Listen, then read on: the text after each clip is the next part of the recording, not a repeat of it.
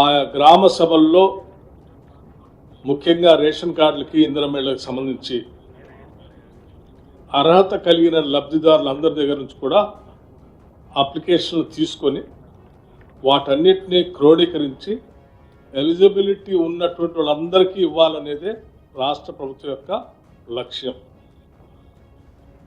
అందులో భాగంగా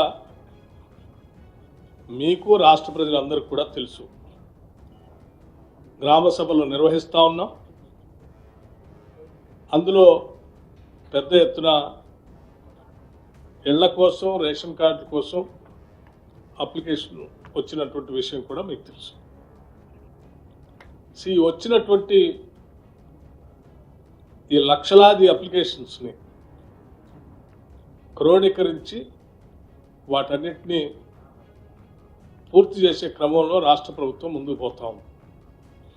అందులో భాగంగా జనవరి 26 నాడు అత్యంత పరమ పవిత్రమైనటువంటి ప్రజాస్వామ్య భారతదేశానికి భారత రాజ్యాంగాన్ని అమలు తెచ్చుకున్నటువంటి రోజు.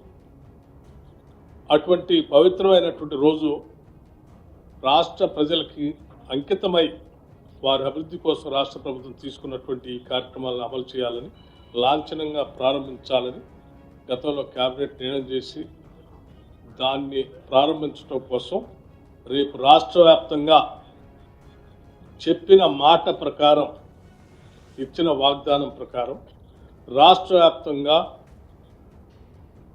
లాంఛనంగా ప్రారంభోత్సవం చేస్తూ ఉన్నాం. రాష్ట్రంలో ఉన్నటువంటి అన్ని మండలాల్లో మండలానికి ఒక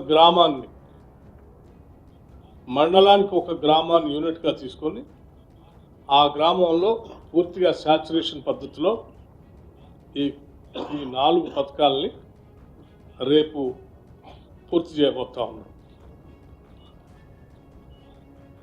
ఈ చేసే కార్యక్రమం రేపు మొదలుపెట్టి వచ్చినటువంటి అప్లికేషన్లు అన్నింటినీ కూడా క్రోడీకరించి ఎలిజిబిలిటీ ఉన్నటువంటి వాళ్ళ అప్లికేషన్స్ అన్నీ కూడా ఎంట్రీ చేసుకొని, ఎంట్రీ అయిన తర్వాత ఎలిజిబిలిటీ వాళ్ళ క్రైటీరియా అంతా కూడా చూసుకొని అర్హత కలిగిన ప్రతి చివరి వ్యక్తి వరకు ఇవ్వాలనేటువంటి ఆలోచనతోనే మేము ఈ కార్యక్రమాన్ని రేపు మొదలుపెట్టి కంటిన్యూస్గా చేసుకుంటూ పోబోతా ఉన్నాం. ఈ ప్రక్రియ మొత్తం మార్చి కల్లా పూర్తి చేయబోతా ఉన్నాం. రాజకీయ నాయకులు చేస్తున్న మంచి పనులను, తప్పులను వారికి ఎలా చెప్పాలో తెలియడం లేదా?